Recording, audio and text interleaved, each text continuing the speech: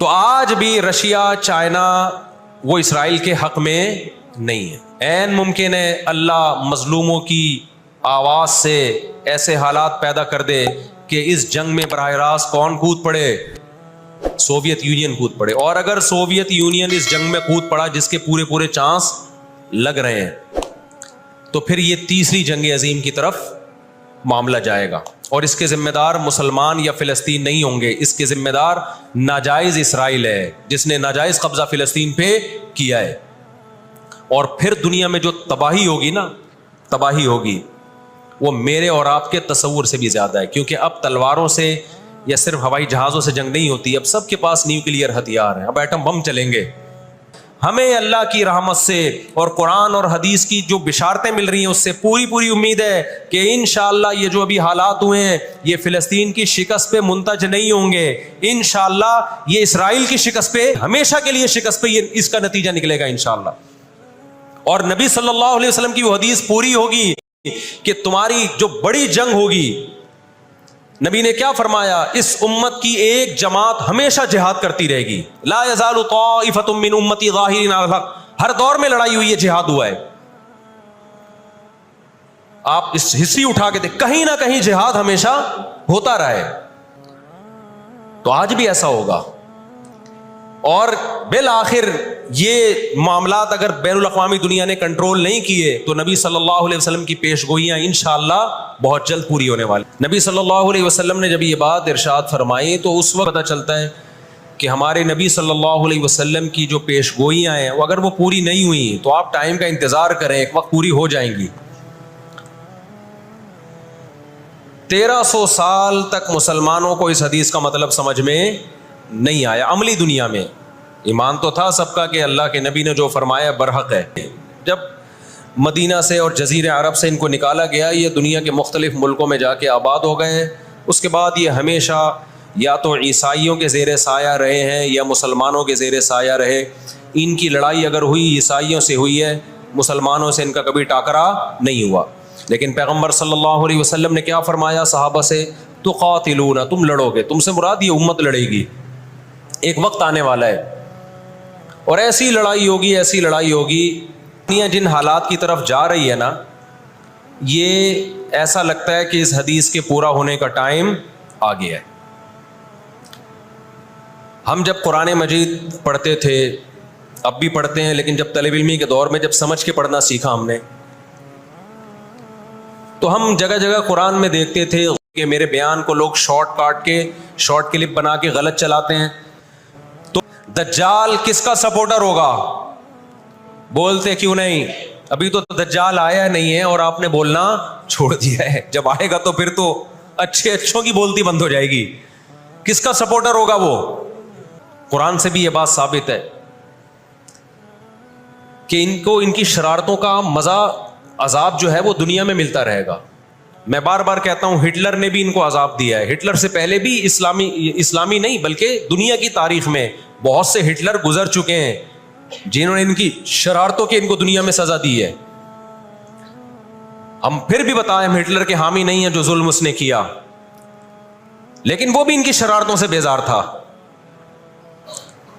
آپ کو معلوم ہونا چاہیے جب دنیا میں کسی کو بہت زیادہ ذلیل کیا جاتا ہے نا تو پہلے اس کو عزت دی جاتی ہے. کسی کے گلے میں آپ جوتوں کا ہار پہنا دو, یہ بھی ایک ذلت ہے. اور ایک طریقہ یہ 3 پیس سوٹ ٹائی میں آپ اس کو صدارت کی کرسی پہ بٹھائیں اور پھر آپ اس کو جوتوں کا ہار پہنا دیں. بتاؤ کون سی بڑی ذلت ہے؟ یہ دوسری ذلت پہلی ذلت سے بڑی ہے. پوری دنیا میں مار کھانے کے بعد نا اپنی شرارتوں کی وجہ سے آج اللہ نے ان کو ایک تھوڑی سی حکومت دی ہے. ایک چھوٹا سا کنٹری, اتنا چھوٹا ملک اور تعداد بھی بہت تھوڑی. اللہ نے انہیں کچھ وقت پنپنے دیا ہے.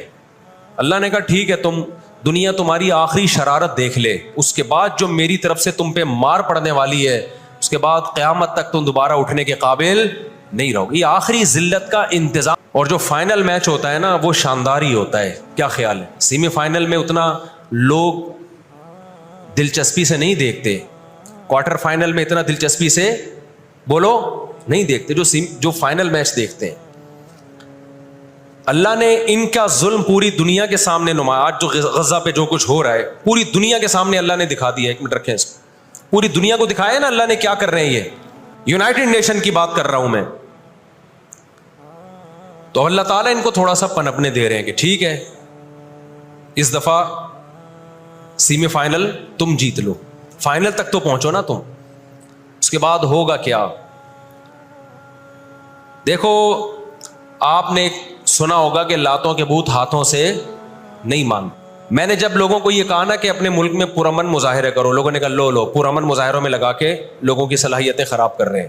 ہم آپ کو جہاد سے نہیں روکتے, لیکن آپ جہاد اپنے ملک میں کرو گے, بموں کے ساتھ کلاشن کوفوں کے ساتھ اپنی کنٹری میں مظاہرے کرو, ہمیں آ کے چھیڑو یہاں پہ. ہم جہاد کے منکر نہیں ہیں, آپ سے زیادہ الحمدللہ جہاد کو مانتے ہیں. لیکن آپ اگر یو کے میں, کینیڈا میں, پاکستان میں, سعودی عرب میں توڑ پھوڑ والے مظاہرے شروع کر دو گے, چاہے غیر مسلم کنٹری, تو اس وقت آپ جوش سے زیادہ ہوش سے کام لیں. جوشیلی تقریریں کرنے والے بہت ہیں مارکیٹ میں, ابھی نعرے بھی یہاں لگ رہے ہیں, ہم یہ کر دیں گے, ہم وہ. میدان جنگ متعین کیا جاتا ہے لڑائی کے لیے.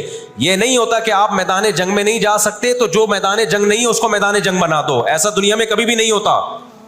یہ تو وہ جون پور کے قاضی والا قصہ ہو جائے گا کہ وہ سولی پہ لٹکایا ایک شخص کو, اس کی گردن موٹی تھی, وہ پھندے میں آ نہیں رہی تھی. انہوں نے کہا اس کی گردن چونکہ پھندے میں آ نہیں رہی ہے تو اس کی چونکہ آ رہی ہے اس کو لٹکا دو آپ. وہ کہے گا میری آ رہی ہے لیکن میرا قصور کیا ہے. تو یہ عجیب قسم کا جہاد ہے. آپ اپنے ملکوں میں یو کے, کینیڈا میں آپ نے اگر توڑ پھوڑ کرنا شروع کر دی, وہ چھوڑے گا تھوڑی کینیڈا آپ کو. یو کے, امریکہ میں آپ نے اگر توڑ پھوڑ شروع کر دی, وہ چھوڑے گا تھوڑی. آپ کی اوقات کتنی ہے.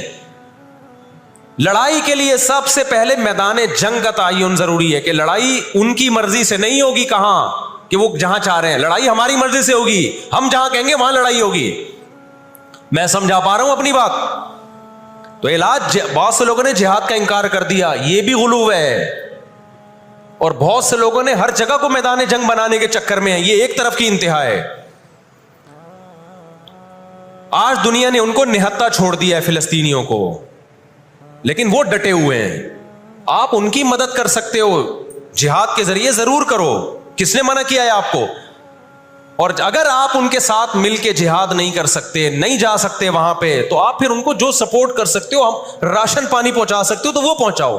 میں نے پاکٹ ویلفیئر ٹرسٹ کا نام لیا نا, اس میں بھی لوگوں نے اعتراض کیا, لو بھائی ان کو راشن کی ضرورت تھوڑی ہے, ہمیں پتہ ہے راشن سے کام نہیں چلے گا, لیکن جو جہاد ہوگا تو وہاں جا کے ہوگا. یہاں بم پھاڑنا شروع کر دیے, ایک مضبوط ریاست تھی, عراق کا بیڑا غرق کر دیا. اب وہ چاہتا ہے سعودی عرب کا بھی بیڑا غرق ہو, وہ چاہتا ہے پاکستان کا بھی بیڑا غرق ہو. تو ان بیڑا غرق ہونے سے جو آپ کی ٹوٹی پھوٹی رہی صحیح لنگڑی لولی حکومتیں, ان کی بھی ایسی کی تیسی ہو جائے گی. اور فلسطینی بھی نہیں چاہتے کہ دوسرے ملکوں میں لڑو, وہ کہتے ہیں لڑنا ہے تو ہمارے پاس آؤ. تو یہ اب جو دنیا جا رہی ہے نا جس طرف, ہو یہ رہا ہے. میں نے آپ کو قرآن کی آیت پیش کی تھی نا, وَكَذَلِكَ نُوَلِّي بَعْضَ الظَّالِمِينَ بَعْضًا. اللہ کہتے ہیں ہم بعض ظالموں کو بعضوں سے پٹواتے ہیں. تو پہلی جو ابھی تک تو ہم نے نا امیدی کی باتیں کی ہیں, مسلمان ممالک شکست کھا کے بیٹھ چکے ہیں, 3 بڑی جنگوں میں شکست ہو چکی ہے. رشیا نے یوکرائن جیسے اتنے سے کنٹری پہ حملہ کیا. آپ نقشے میں دیکھیں یوکرائن اتنا سا ہے, رشیا کیا ہے, یوں اگر وہ پاؤں بھی رکھ دینا تو کچل دے. لیکن جیت گیا کیا وہ جنگ؟ بولتے کیوں نہیں؟ کیوں؟ یوکرائن اتنا سا ہے مگر اس کے پیچھے کون ہے؟ پورا یورپ ہے, پورا یورپ اس کے پیچھے. یہ جنگ طول پکڑتی جا رہی ہے. رشیا اب تک یوکرائن کو کنٹرول میں نہیں لے سکتا. ان کو پتا تھا کہ ایک ہمارا دشمن ہے سوویت یونین, روس. جب 1956 میں جنگ ہوئی ہے نا, برطانیہ, فرانس اور اسرائیل نے مل کے حملہ کیا تھا مصر پہ, تو دھمکی کس نے دی تھی؟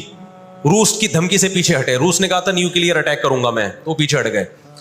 روس مسلمانوں کی خیر خواہی میں نہیں کر رہا تھا. روس کو یہ تھا کہ جب دنیا کا باپ میں بننا چاہتا ہوں تو تم دنیا کے باپ بننے کی کوشش کیوں کر رہے ہو؟ اگر یہ باپ بن گئے تو اس کو پتا تھا ہماری چودراہٹ ختم ہو جائے گی.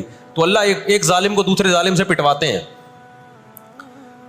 تو آج بھی رشیا, چائنا وہ اسرائیل کے حق میں نہیں ہے. عین ممکن ہے اللہ مظلوموں کی آواز سے ایسے حالات پیدا کر دے کہ اس جنگ میں براہ راست کون کود پڑے؟ سوویت یونین کود پڑے. اور اگر سوویت یونین اس جنگ میں کود پڑا جس کے پورے چانس لگ رہے ہیں, تو پھر یہ تیسری جنگ عظیم کی طرف معاملہ جائے گا اور اس کے ذمہ دار مسلمان یا فلسطین نہیں ہوں گے، اور پھر دنیا میں جو تباہی ہوگی نا، تباہی ہوگی وہ میرے اور آپ کے تصور سے بھی زیادہ ہے، کیونکہ اب تلواروں سے یا صرف ہوائی جہازوں سے جنگ نہیں ہوتی، اب سب کے پاس نیوکلیئر ہتھیار ہیں، اب ایٹم بم چلیں گے۔ آج اگر دنیا انسانیت پہ رحم کھانا چاہتی ہے، آج اگر امریکہ، برطانیہ، جرمنی، فرانس، جو دنیا کے لیڈر کہلائے جاتے ہیں، آج اگر یہ چاہتے ہیں کہ انسانیت کو تباہی سے بچائیں تو ان کو فلسطینیوں کا ہاتھ نہیں روکنا۔ فلسطینیوں کے پاس اپنے دفاع کا پورا اخلاقی حق بھی ہے، مذہبی حق بھی ہے، قانونی حق بھی ہے، اور اس جنگ کو بند کرنے کی کوشش نہیں کرتی تو بھائی جو تیسری جنگ کی طرف معاملات جا رہے ہیں اس کے ذمہ دار یہ لوگ ہوں گے جو دنیا میں تہذیب کے ٹھیکیدار ہیں۔ یہاں تک بات سمجھ میں آ گئی کہ نہیں آ گئی؟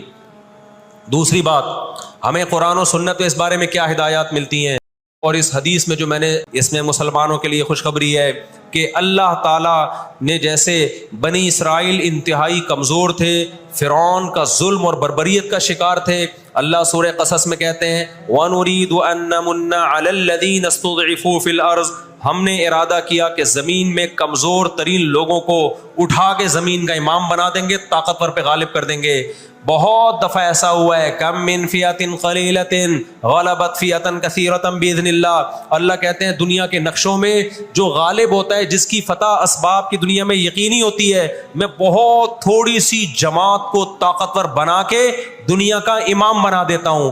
ہمیں اللہ کی رحمت سے اور قرآن اور حدیث کی جو بشارتیں مل رہی ہیں اس سے پوری پوری امید ہے کہ انشاءاللہ یہ جو ابھی حالات ہوئے ہیں یہ فلسطین کی شکست پہ منتج نہیں ہوں، اور نبی صلی اللہ علیہ وسلم کی وہ حدیث پوری ہوگی کہ تمہاری جو بڑی جنگ ہوگی، نبی نے کیا فرمایا، اس امت کی ایک جماعت ہمیشہ جہاد کرتی رہے گی، لا یزال طائفۃ من امتی ظاہرین علی الحق، ہر دور میں لڑائی ہوئی ہے، جہاد ہوا ہے۔